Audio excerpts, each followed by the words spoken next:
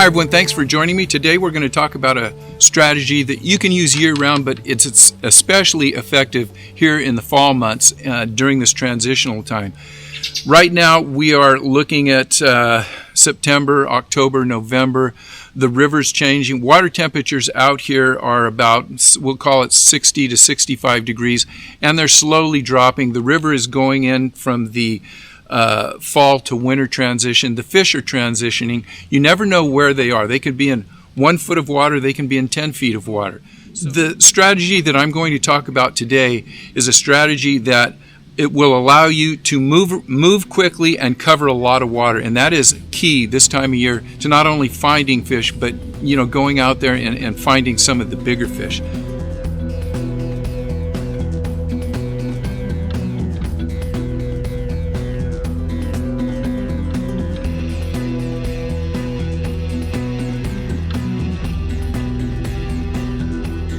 So let's talk about this strategy. We'll call it a 3-6-9 strategy. And as you look at the bank behind me, this is kind of a standard bank that we have on the Delta. And we're going to break this bank down into 3 separate depth areas.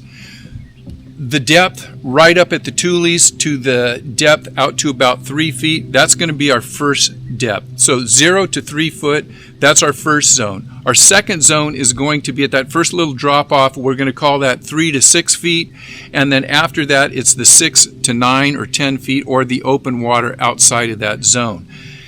The fish can be anywhere in there on any given day, and they can move back and forth depending on the tide and weather conditions. If there's cloud cover, there's so many factors that you never know where those fish are going to be. So I like to put myself in a strategy that I'm fishing all of those zones. Now, how do I do that? I make sure when I pull up on my bank that I kind of define where those zones are. And they don't have to be 1 to 3 feet. It may be 1 to 5 feet. It may be 5 to 10. It may be 10 to 20 feet. But you're going to find 3 specific zones. Today we'll talk about the bank behind me. It's a shallow bank. The first 10 to 15 feet out off of the tules, that's the shallow zone, 1 to 3 feet. There is a drop off where the vegetation starts to thin out from about 3 to 6 feet, and then after 6 feet, that's the deeper water, the channel that's out there. So this is my philosophy.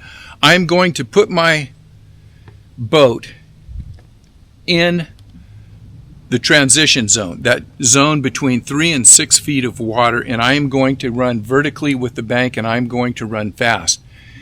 If you have power poles, this is a zone that you can power pole up and stop your boat in prime areas.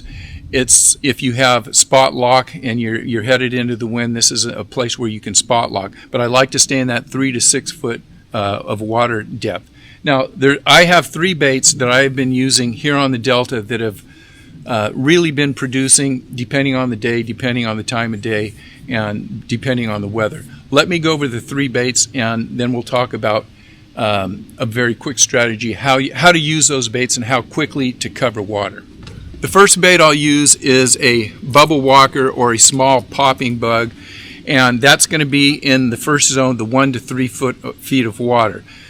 Smaller popping baits that you can fish quickly, you can fish them slowly. They will attract big fish, they'll attract small fish, and it's just a way to finding if those fish are in the shallow water. If you're getting bit on these smaller baits and you're looking for bigger fish and you know those fish are in that zone, then maybe you can make a bait switch. But I'll keep a top water popper style bait on for that 1 to 3 feet of water. And I may make 2 or 3 casts with the bubble walker or with the popper, and that's all I'm going to do. Then I'm going to put this down.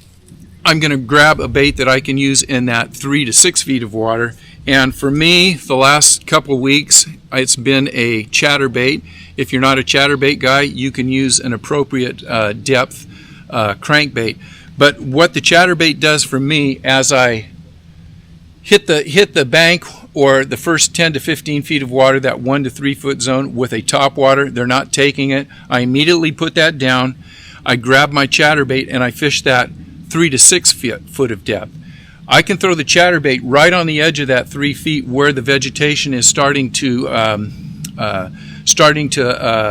thin out, and I could throw it right through that vegetation. Then I can go out, with 2 or 3 other casts and hit that 3 to 6 foot zone. I could let the chatterbait get all the way down to the bottom and hit that bottom.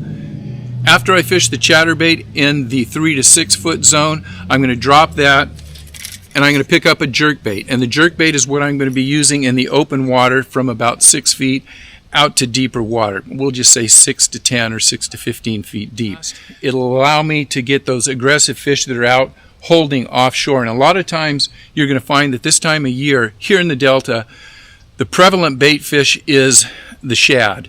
And the fish are weaning off of eating bluegill and crayfish, and they are moving to chasing shad, and a lot of times they have to go offshore to chase the shad. So this jerkbait during the fall months here on the Delta is an excellent bait to have on all the time. It's also an excellent bait that you're going to find when it comes to fishing for stripers. How fast do I go and how many casts do I use on each bait?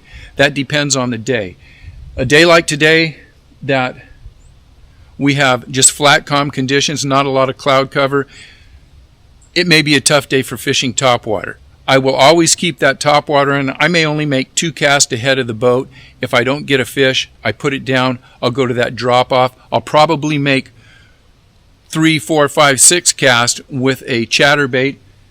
Same area, but in deeper water. If I don't get bit on that, I'll pull out that jerkbait and I'll make maybe 6, 7, 8 casts.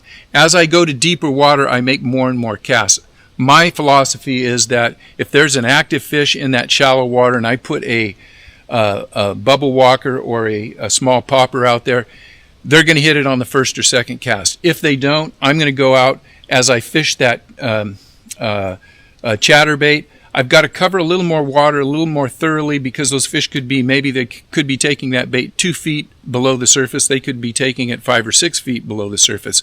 So if I make 2 or 3 casts with my popper, as I pick up my next bait, I may probably double that amount with the chatterbait, and I'll throw, let's say, 5, 6 casts, 6, 7 casts with the chatterbait. If that doesn't get bit when I go to the outside, I will try to cover that water quickly, but I'll probably go with 10 or 12 casts when it comes to throwing my jerkbait, because I'm not only throwing that jerkbait in deeper water, I've got more water to cover, but I'm going to actually probably throw that out offshore a little bit so that I can maybe pick up a striper. So the keys to this are just coming out, looking at the bank in front of you. If it's a 3, 6, 9 type progression, that's fine. It could be a 5, 10, 15 foot progression, how that bank drops off. That's going to depend on what bank you're on. But go out, look at the bank, look at your depth zones, look at the transition zone. Operate your boat down that transition zone, make long casts. Don't make too many casts in one place and just continue moving. If you don't get bit within 100, 150 yards on any given bank, get off of that bank and move. You may only move from here down a quarter mile to where that bank comes around, makes a bend, or comes out into the channel or something, but just get out there and move. Just like that boat's going by me now. He's going 100 miles an hour. He's going to his next spot, and he's going to go out and looking for fish. So with that, I want to thank you guys for watching. If you haven't subscribed, make sure you subscribe. Hit me up if you have in the comments. If you have any questions, I'll try to answer them. And I think I'm going to pull up these power poles, go out and see what I can do. Thanks for watching. See you guys on the river.